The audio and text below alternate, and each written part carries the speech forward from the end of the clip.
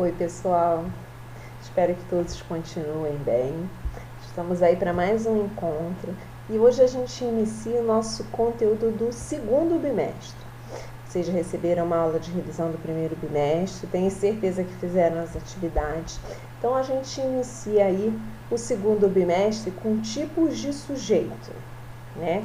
Primeiro vamos aí então relembrar o que é o sujeito, né, para a gente depois falar quais são os tipos, né?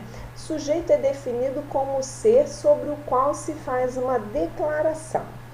Aí coloquei alguns exemplos, né? Lá, o menino chegou atrasado, ele comeu todo o macarrão, o cantar dos pássaros é uma dádiva de Deus, a fé e a confiança devem ser inabaláveis. Estão aí sublinhados, né, os sujeitos. Quem chegou atrasado, né? Quem praticou essa ação de chegar? O menino. O menino é o sujeito. Quem comeu todo o macarrão? Ele. O que é uma dádiva de Deus? Olha lá, o cantar dos pássaros. Isso tudo é o sujeito? Sim, isso tudo é o sujeito. Olha lá, a fé e a confiança devem ser inabaláveis. O que deve ser inabalável?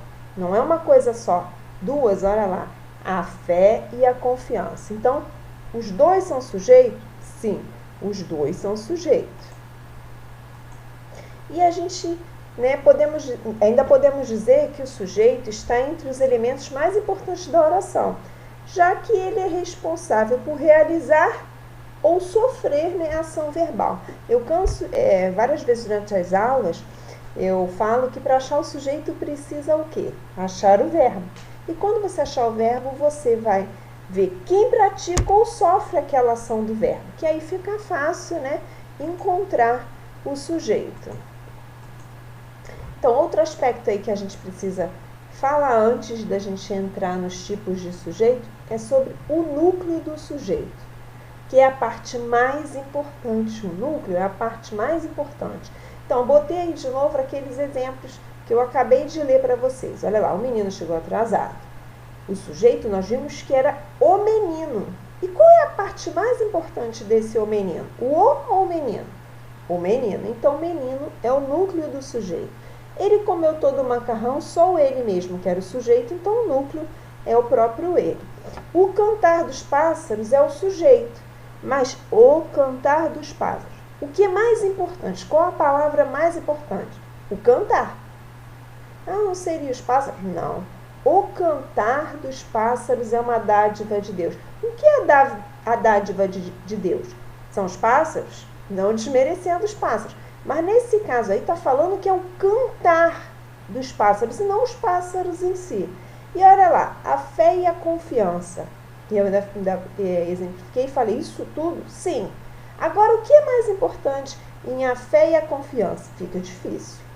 Porque fé e confiança têm o mesmo peso. Então, temos aí dois núcleos do sujeito. Coloquei exemplos para a gente entender bem. Pode ser só uma palavra frente a duas, como no caso do menino.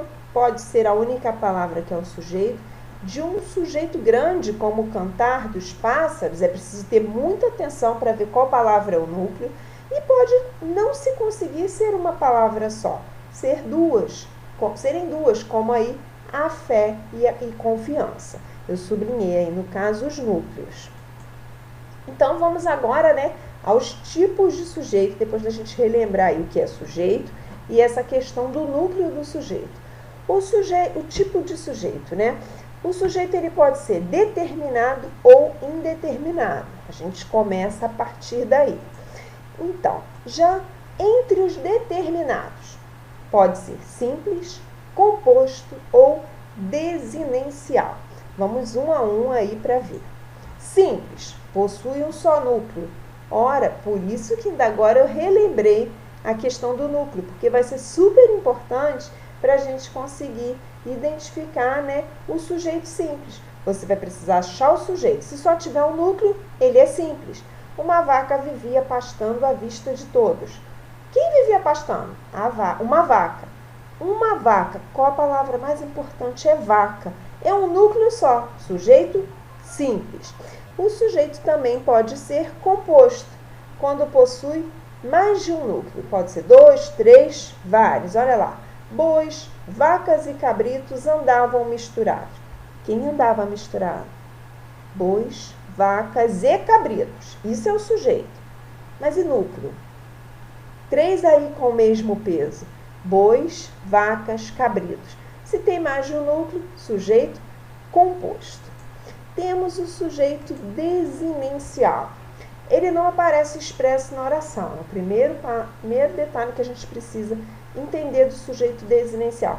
Mas ele pode ser facilmente identificado pela desinência verbal, pelo verbo, pelo finalzinho do verbo. Olha lá, estive com você ontem pela manhã. Estive com você ontem pela manhã. Quem esteve com você? Quando você pronuncia estive, automaticamente você já sabe que fui eu. A mesma coisa, olha lá, comemos muito. Quem comeu muito? Só de você pronunciar comemos, já sabe o quê? Nós comemos. Então, quando a gente sabe, né, a gente reconhece o sujeito, ele não está expresso, mas a gente reconhece olhando para o verbo, a gente tem sujeito desinencial. Então, vimos aí 3 tipos. A primeira subdivisão que eu fiz nos tipos de sujeito foi determinado ou indeterminado. Entre os determinados, vimos simples, composto e desinencial. Indeterminado não tem subdivisão, mas tem 2 possibilidades. O sujeito indeterminado, quando a gente tem verbo na terceira pessoa do singular mais o ser, ou verbo na terceira pessoa do plural. Coloquei aí exemplos. Acredita-se na existência de vida terrestre. Quem acredita? Indeterminado. Alguém acredita, mas infelizmente, eu não tenho como saber. Roubaram o meu carro ontem. Alguém roubou. Mas dá para saber quem foi? Não dá para saber quem foi. Então, sujeito indeterminado, verbo na terceira pessoa do singular mais o ser, ou verbo na terceira pessoa do plural.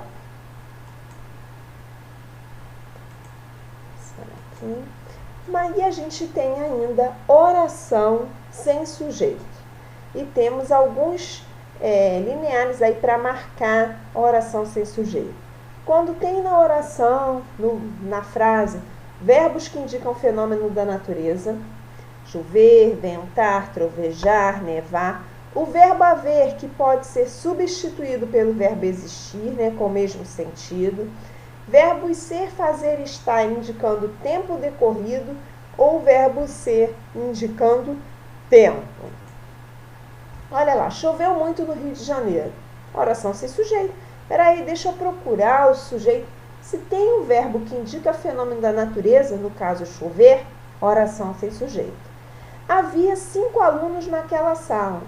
Deixa eu procurar. Não, esse haver pode ser substituído por existiam 5 alunos. Então, oração sem sujeito. Da mesma forma lá, o faz 2 anos que ele saiu, olha o fazer aí, indicando o tempo decorrido, e olha o verbo ser, indicando aí o tempo. É 1 hora. Então, temos aí 3 exemplos de oração sem sujeito. Vou até voltar aqui para reforçar, né? Oração sem sujeito, temos 4 marcas aí registradas. Lá no sujeito indeterminado, tivemos 2, verbo na terceira pessoa do singular mais o ser, verbo na terceira pessoa do plural. Oração sem sujeito, temos 4 aí. Como eu vou saber isso? Temos que guardar num cantinho bem especial, para lembrar quando... eu boto uma lista de orações e digo, identifique o tipo de sujeito. Vai ter que, quando olhar lá e ver choveu, pensar, é oração sem sujeito. Esse choveu está indicando o fenômeno da natureza. Como o haver podendo ser substituído por existir, mas esses 2 aí abaixo. Lembrando que eu falei ainda agora do verbo haver, né? Que ele é impessoal, pode ser quando ele puder ser substituído pelo existir, nós temos a oração sem sujeito. Mas não confundir quando na oração tiver o verbo existir, que o existir ele não é impessoal. Existiam 4 pessoas interessadas na vaga. Peraí, ela falou que quando tivesse negócio aí de existir, a oração sem sujeito, que faço? Não. Eu falei quando tiver o verbo haver. Aí, nesse caso, não é o verbo haver, não é o verbo haver, é o verbo existir. Então, essa daí perfeito tem sujeito. 4 pessoas interessadas na vaga é o sujeito, né? 4 pessoas interessadas na vaga existiam. Quem existia? 4 pessoas interessadas na vaga. Não confundir, eu falei verbo haver, podendo ser substituído por existir, com o sentido de existir. E não falei do caso de ter o verbo existir. O existir, que a gente costuma dizer quando o haver, que ele pode ser substituído por existir, quando ele tem sentido de existir, ele é impessoal. Mas o haver não é o existir. Ter bastante atenção a isso, que isso adora pegar os alunos pelo pé, porque quando vê o existir, já pensa logo que é oração sem sujeito. E não foi isso que eu disse, eu falei do haver, né? Quando o sujeito é representado, outra dica aí também que os alunos costumam assim, quando o sujeito é representado por um pronome indefinido, não devemos classificá-lo como indeterminado. Pronome indefinido, o sujeito é indeterminado.